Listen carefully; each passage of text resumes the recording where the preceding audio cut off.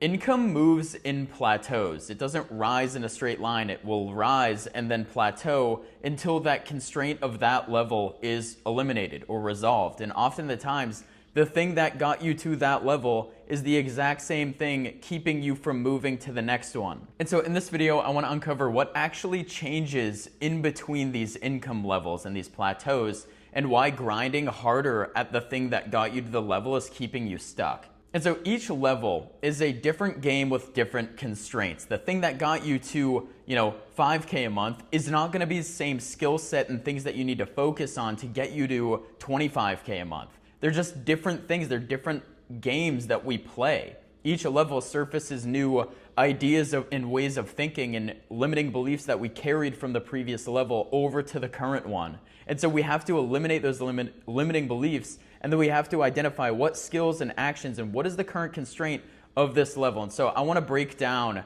what the levels are and what are the most common constraints for each one. And so level number 1 is the survival plateau. This is anywhere from 0 to 5 grand per month.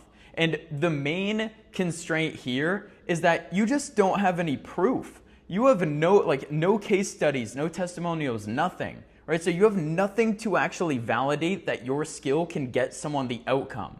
Otherwise, if you do it yourself and you have your own case study, right? Like a lot of people will say that you are your best case study, right? And so that's a powerful thing, and that could help you unlock the next level. And so the whole game here at 0 to 5K per month is really just proof of concept. And what gets you through to the next level is simply volume, having the conversations, talking to your ICP, actually getting your first case study.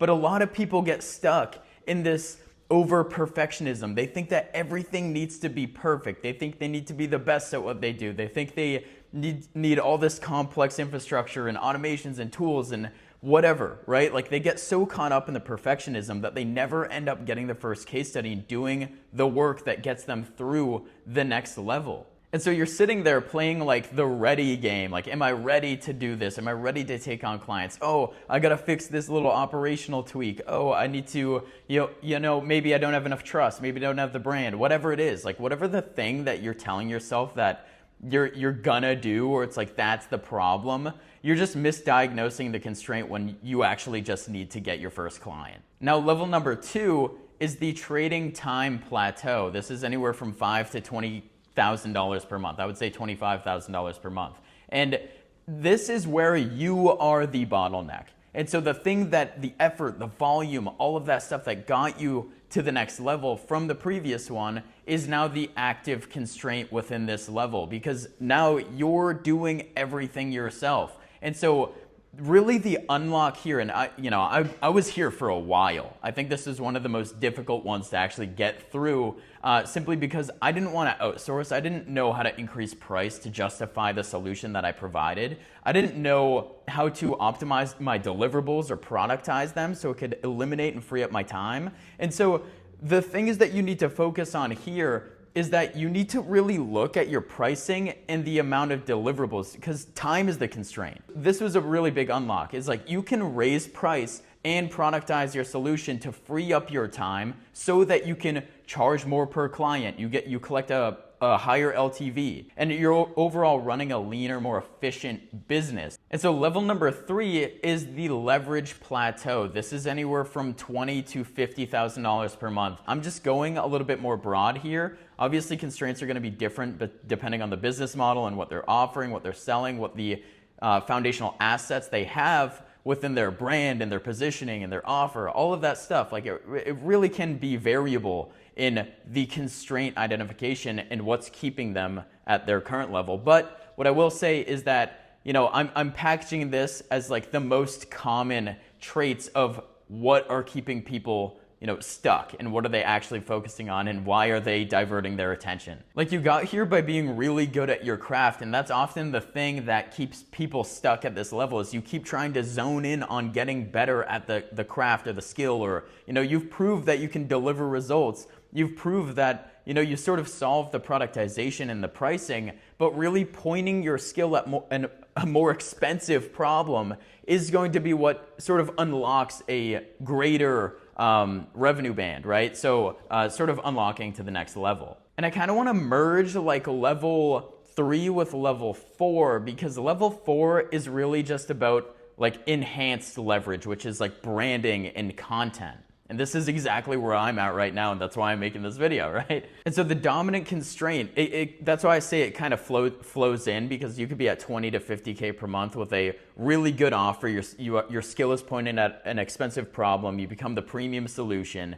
right? And so it sort of bleeds into level 4, which is the brand and the content, because you need the authority and the trust. And this is like the highest leverage pull that you can do, right? So it's like, when you focus your time and attention on the brand and the assets that are going to produce more leads, more qualified sales, handle objections for you, and then you enhance the buyer path journey and the buyer path engineering so that the resistance between someone learning about you and paying you, we shorten the time and we also increase the trust. And so we know that your offer is good and your positioning is solid and your pricing is solid, but the real constraint is like, how do we get more people to know, like, and trust me so that they can buy? And so a lot of people try to squeeze their like existing audience out and like wring them out. And a lot of people are telling you to like focus on like this dense, high quality audience. But like when you squeeze all the juice out of there, instead of building the trust engine that expands demand, like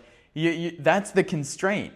It's the thing that got you there is what you think is optimized to get you to the next level and increase your revenue, increase your brand size, increase all of that stuff. And an honorable mention here is that like you can have someone else diagnose the constraint for you, but you got to be very particular with who you choose. If someone is a sales expert, they're going to look at your business and say you have a sales problem. And this is like the blindness of skill. This is why, it's sort of like it's like Maslow's law of the hammer, right? So that's one caveat is like, if you do hire mentorships or you do hire, an outside consultant like myself coming in, most of the time, if they don't think at a meta level, they're not going to be able to identify your constraint properly. They're just going to do it based on the lens that they view the world, right? It's because their skill makes them blind to alternative outcomes. And so that's one caveat that you have to make sure. But hiring a mentor is like one of the best ways to actually increase your levels, right? It's like getting past that 0 to 5K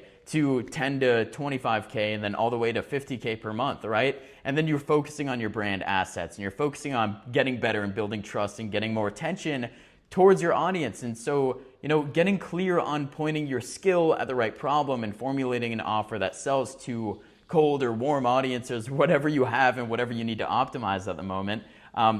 Those are one of the key, discrepancies and just honorable mentions that I want to sort of add into this topic. And so what you can do is you can ask 3 questions at each level, and this is going to help sort of clear up everything within your journey. And so the first question that we can ask is, what is my dominant constraint right now? Number 2, what am I actually spending my time and effort on?